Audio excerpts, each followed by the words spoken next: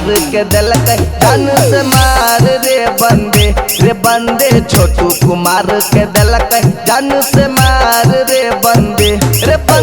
2 साल से चल छोटू आरती के प्यार रे बंदे 2 साल से चल छोटू आरती के प्यार रे बंदे घरा में बोलाई के दिल के मार रे बंदे छोटू के करंट लगाई के दिल के मार रे बंदे। डीजे विकास मटियार कला सीतामढ़ी।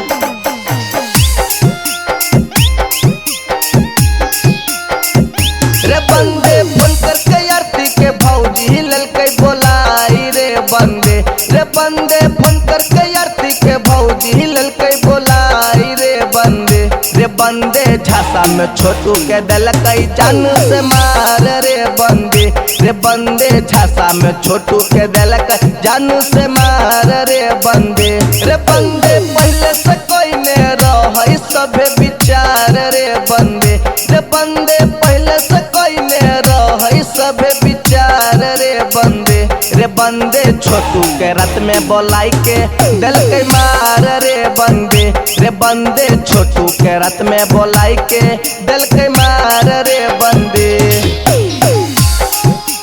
डीजे विकास मटियार कला सीतामढ़ी।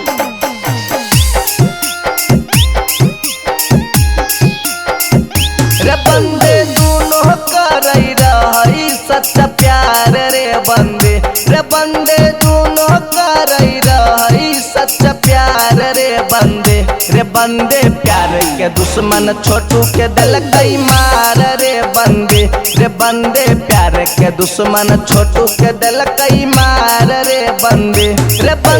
के ना करते प्यार पे विश्वास रे बंदे के ना करते केहू से प्यार रे